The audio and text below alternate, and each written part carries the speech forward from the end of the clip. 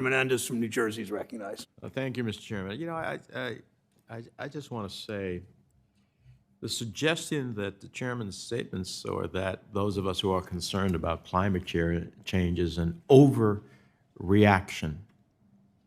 Well, look at the wildfires in the West. How many acres have to go up in smoke? Look at the flooding in Kentucky. How many lives has to be lost? Look at the droughts in the Midwest, where farmers are producing a fraction of the crop that they would normally produce. Our colleague, Senator Tester, was talking about how on his farm he can't produce as much as he used to because of climate change.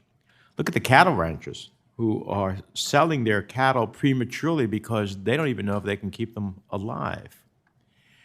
And look at the northeasters that we get on the East Coast. And I could go on and on. These are tectonic shifts that are affecting our very lives and livelihood. And that's an overreaction? I think Mother Nature is not overreacting. She's sending us a message. Flooding is one of the most expensive and most frequent natural disasters in the United States, and climate change is only going to intensify these events. And it's critical that our communities are prepared for the challenges that lie ahead. In New Jersey, we're leveraging federal resources from community development block grants to build state-of-the-art resilient infrastructure like Hoboken's Rebuild by Design. This $230 million mitigation initiative, which I helped secure funding for, will help alleviate repetitive flooding and protect against damage from storm surges. And for every dollar we invest in mitigation, the federal government saves $6 in disaster relief spending. So, Dr. Vashala, shouldn't the federal government be investing more in innovative, large-scale flood resilience projects like the Rebuild by Design and in general on mitigation to reduce damages for the costly disaster aid that subsequently comes forth? Absolutely, Senator. I think the costs of inaction far outweigh the costs of any overreaction.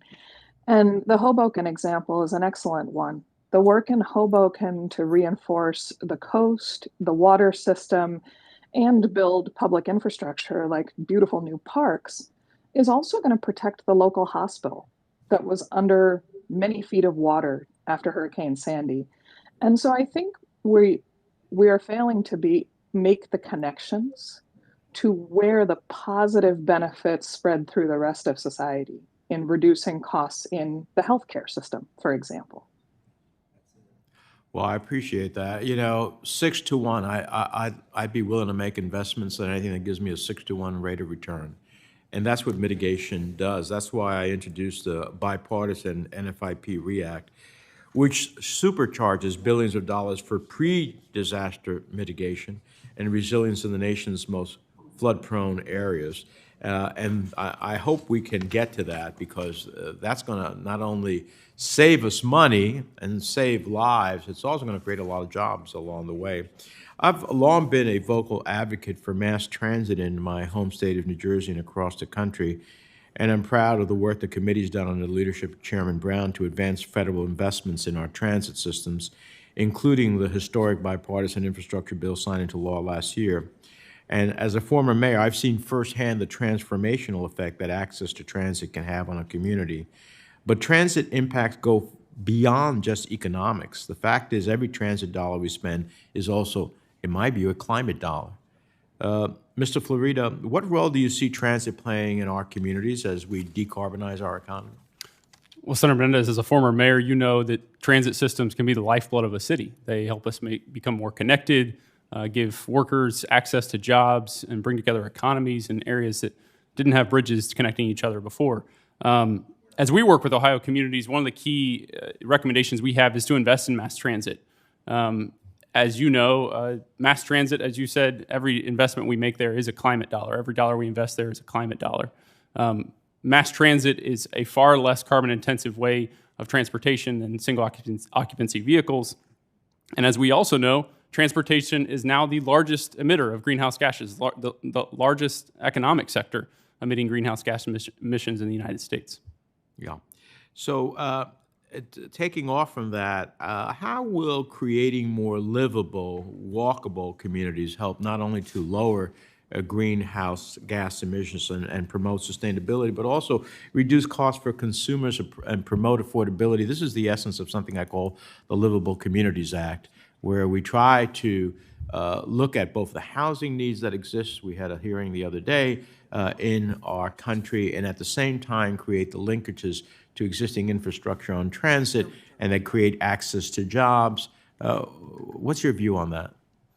One of the key areas we work with Ohio communities on is to make their communities more livable and walkable, and this means central planning, as you discussed. It helps ensure that we're preserving public health and have access to green space. It is a critical piece of our sustainability future. But I think I want to point to your example on reducing costs, because I think this is a really important one, and one that you all are considering with the Inflation Reduction Act. The technology and the economics have now aligned, where we have opportunity to invest in technologies that will reduce our emissions and save us money, save consumers money. But this is not as easy as it sounds. We're fighting up against incumbent industries that have been at it for generations. And in order to do that, we have to make sure that they have that barrier to entry lowered and that they can get into the market. And so I think this is a really important point that you all are investing in and encourage that. Thank you. Thank you, Mr. Chairman. There's Senator